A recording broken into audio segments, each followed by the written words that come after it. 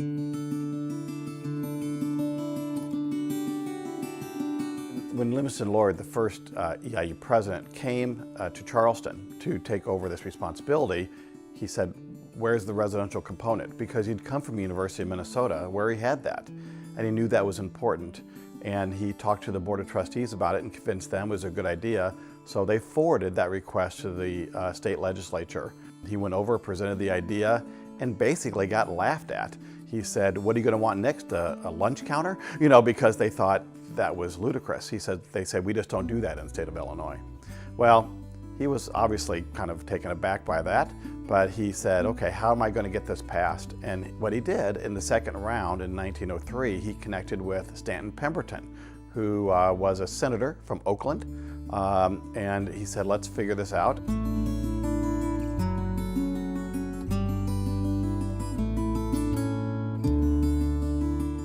In fact, Livingston Lord said, we have to do more than just educate them within the classroom. We have to make sure they develop the social graces that will be a major part of the position that they hold in their communities as educators. He was, from the very beginning, understanding the reality of not only the in-room and in-classroom education, but also what goes on outside the classroom. And in 1937, Eleanor Roosevelt was crisscrossing the country, visiting the CCC camps that her husband had put in place by the New Deal.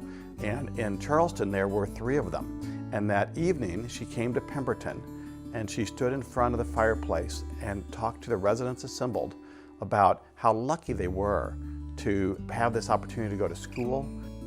We had a reunion, a 100-year anniversary of the building, and we had a woman who was there, and she spoke about the most impactful thing of her college experience living in Pemberton Hall was sitting there listening to Eleanor Roosevelt, the First Lady of the United States in Charleston, Illinois, sitting in the formal lounge of Pemberton, telling them, giving them life advice. The building is still a women's residence hall.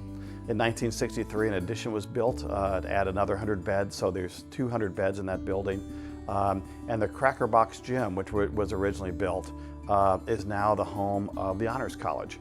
And the building has had some renovations done to it, but done in a way that honors the historical significance of the building. And in fact, when you walk into it, you get the feel of that 1909 opening and what that felt like. Why this is an important story is because of the role that Eastern played in the shaping of higher education in the state. Even though University of Illinois and Illinois State were universities 27 years before Eastern was, they didn't have a residential component that was part of the campus. As Livingston Lord said, you know, we're going to fight the fight for the state. But what was once a very unpopular idea will become popular indeed, as they will line up to have their opportunity to become residential. And they did indeed, because it did so much enhance the education, not only just the classroom experience, but also the out-of-classroom experience.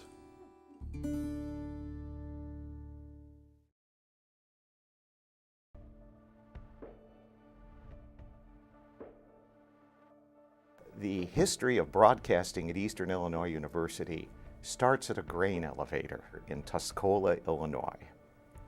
So we go back to 1932. The university wanting to get their message out, and it's a tiny place. The university only exists in what we know as the old main quad, back to the Student Services building. And how does Eastern try to get its word out?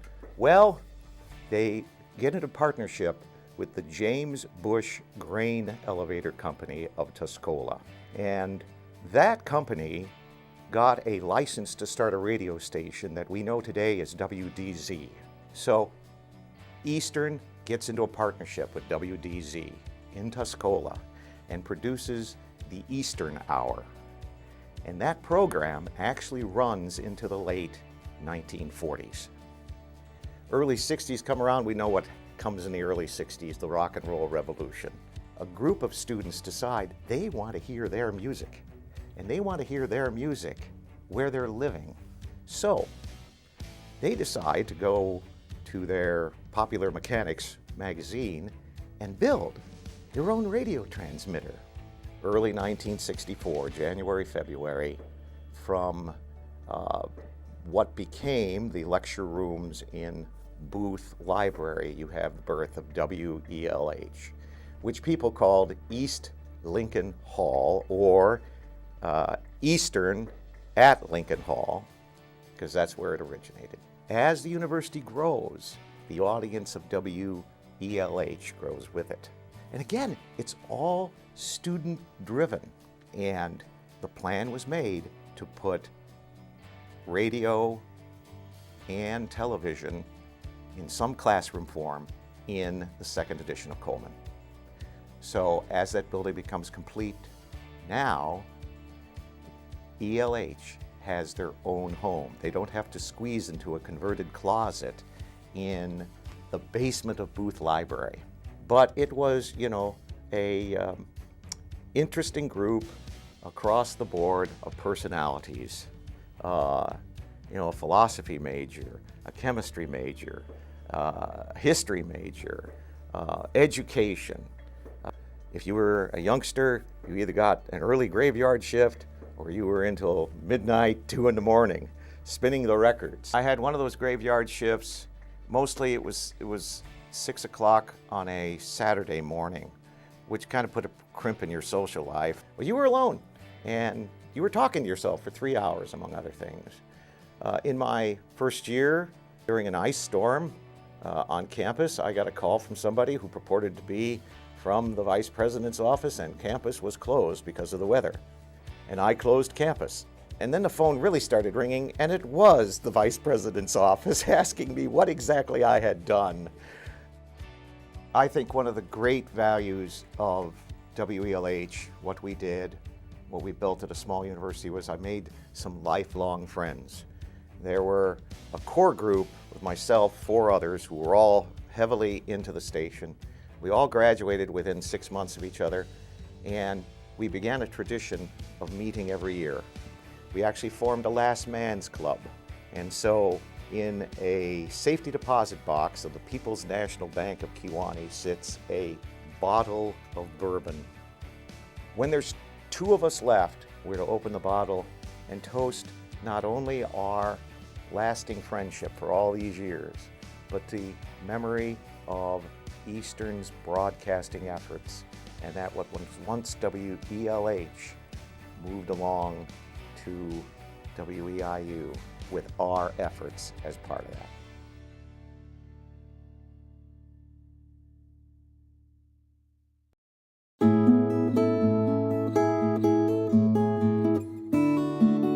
When Eastern Illinois University was established in 1895, it took 3 or 4 years to build the building and get the programs, hire the faculty, etc. So by 1899, the library was established in Old Main. We have the letter from President Lord asking a company in Chicago to send us, I'm getting the numbers wrong, but it's 4 tables, 16 chairs, 4 other desks, and also could you send us a librarian? And from that letter, a person named Florence Beck was hired. And she stayed for 4 years. She was a very young librarian. And she was replaced by Miss Mary Josephine Booth, who proceeded to stay for over 40 years. So she's a wonderful figure and sort of laid the foundation for great library services, and that continued through several other directors. I think we've only had 6 directors in the 115, 18 years. As time passed, Miss Booth continually requested additional space. And we finally got approval to build a freestanding library on Eastern's campus. But what happened was the Second World War. The building was started in 1948, and the services opened in 1950. She had retired just a few years earlier than that, but the campus named the building for her, and she got to cut the ribbon on the opening day. And as you walk in today's north entrance, it's exactly as it was when it was opened. university Gothic style of the 1950s building is wonderful to come in and just look up. I always say, look up. That's where you'll find the ears of corn in stone in the lobby of the building. And as you come into the foyer, it gets even larger, and you have the Bacon quote on the wall with the ship, and it's a wonderful experience, and people of all ages enjoy coming into that room. The 1950s section was added on to in 1968 with 2 times the amount of space, and then in 2002 we opened the south entrance. And in the 2002 renovation, we were able to bring aspects from the original gem of a library throughout the building. That was not done in 1968. Well, Booth Library is a very important part of university life at Eastern Illinois University, and it's also an important part of the life and culture of the East Central Illinois area.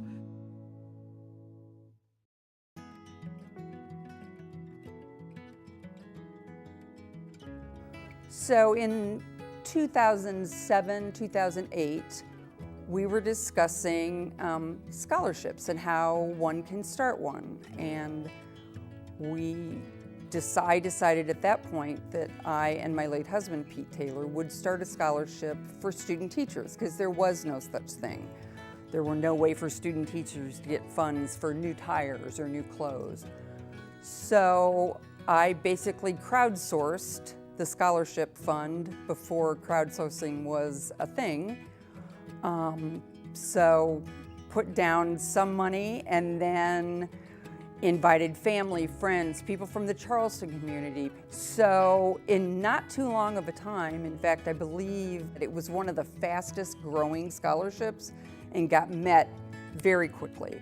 So that started the bug for me, that forming scholarships, you didn't need to have big, deep pockets and huge checkbooks, that anybody with the drive and the desire to do that could do that.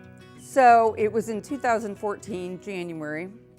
I was sitting at my kitchen table with a graduate student, Kate Henry, and she was doing part of her graduate work on a big presentation on Dr. Earl Boyd.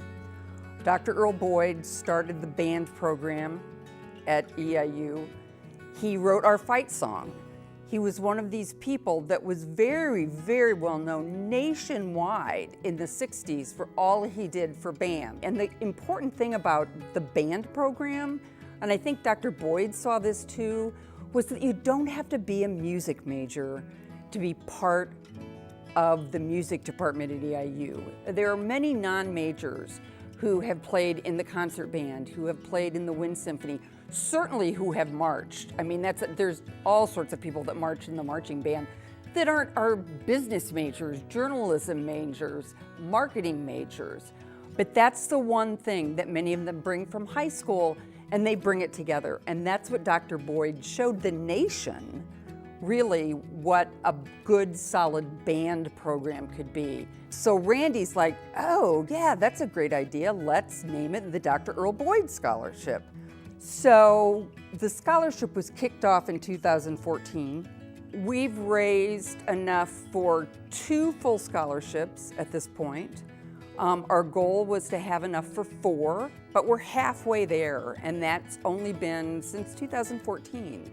What I can say to everyone who went to Eastern or has any part of Eastern is that we can all help the future students and the students that are here by giving $5 to a foundation fundraiser.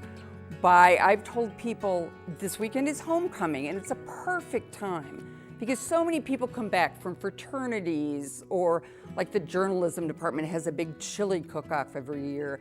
And I've told those people, get your group of people together and decide, we're gonna start a scholarship, and start there. And then take it out to other people you know. Ask your friends, your neighbors. Don't give me a birthday present. Write a check to EIU.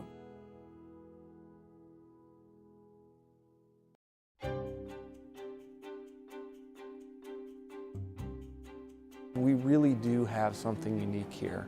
And that is a culture committed to student success and individual attention. When I think about our faculty to student ratio, just don't get that in public higher education. What you see here, that attention to the individual, those class sizes that are around 20 students, it's just incredible. And so to see that message hit the marketplace was just, it was fantastic. And just to be a part of that process of bringing those advocates, our alum, our current students, to come in and just tell their stories. It's so authentic because it's who we aspire to be and who we are at the same time. So that marketing piece was just so amazing, and just the campus unity and commitment to the mission of bringing students to this campus that are the right fit, who can succeed, who need that caring support, while also benefiting from the academic rigor that we're known for.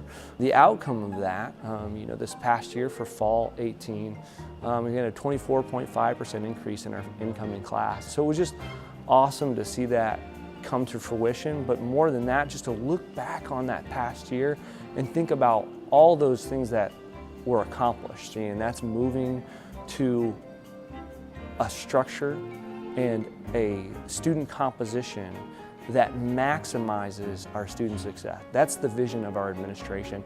Let's get to a place where fiscally we're where we need to be, but more importantly, we have the number of students on this campus where we can serve every single student to our maximum capacity. Every single student gets the level of support and resources that they need in order to not just succeed, but we want to be a place that generates world changers that are going out and they're changing their industry, they're changing, they're meeting needs, they're going out and they're making a difference. And so really, as we envision the future of this institution, it's an institution that has a number of students that our infrastructure is capable of meeting those needs on a mass level and on an individual level, all for the goal of seeing those students succeed.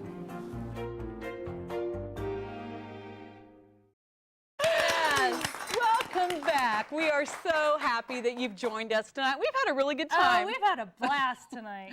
Everybody here in the studio, the students, the storytellers, the friends of ours that have been here. We've had a lot of fun. We hope that all of you watching have had a good time too. We know a lot of people have been watching because we've gotten some thank yous that we got to shout out here. I've got Joyce from Georgetown. And Alan from Charleston. He's the former dean of Booth Library, and there was a story that he told. So thank you, Alan, for calling in. We truly appreciate that. And speaking of storytellers, I have Edgar Matthews from Maryland. He called in, and I emailed him twice this week and told him about the streaming where he could watch. So Edgar, I hope you're watching, and thank you so much for being a part of this story, and it was a pleasure meeting you. This is our last break, so if you're out there and you've watched all evening and you loved watching, but you didn't call, this is your last opportunity tonight to give us a call.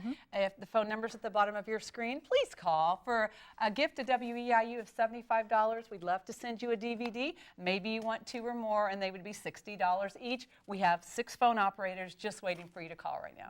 We are also offering these online, so if you don't call in tonight, you can always go online at weiu.net, click on Donate Now, select how many DVDs you want, and we'll ship them straight to you. The phones are really quiet right now, and that to us means, it's kind of sad that you're not calling. But we do know that you've enjoyed the program, so please call right now. We'd really appreciate, and we'd even give you a shout out on the air.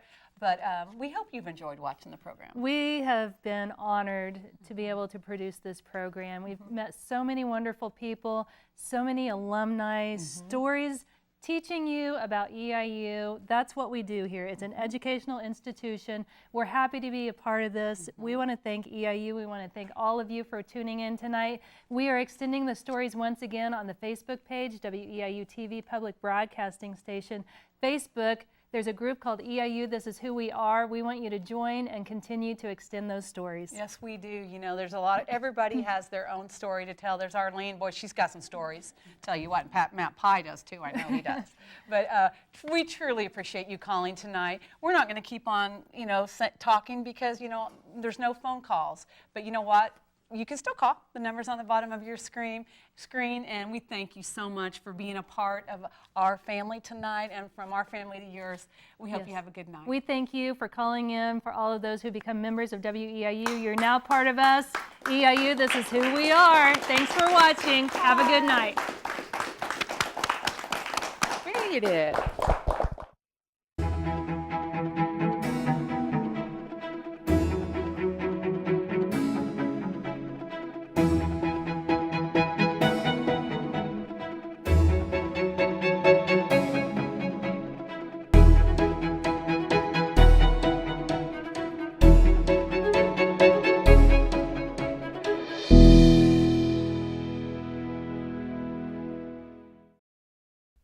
EIU, This Is Who We Are, is brought to you in part by The Eastern Illinois University Alumni Association is dedicated to serving the needs of our graduates while providing support to the university. The Eastern Illinois University Alumni Association is proud to support Eastern Illinois University. This is who we are. Eastern Illinois University, This Is Who We Are, was made in part from a grant from the Charleston Area Charitable Foundation. At First Mid, we strive to fulfill the financial needs of our communities with personal service, professionalism, and integrity. Headquartered in Mattoon and dedicated to the needs of our customers, First Mid is proud to sponsor Eastern Illinois University. This is who we are. Sarah Bush Lincoln congratulates the storytellers and the EIU champions on their dedication to Eastern Illinois University. Proud to be a part of EIU, This Is Who We Are. Sarah Bush Lincoln, trusted, compassionate care. Additional funding was provided by Monahan Partners of Arcola, City of Mattoon Tourism, Ross and Cindy McCullough, and former Illinois Governor Jim Edgar.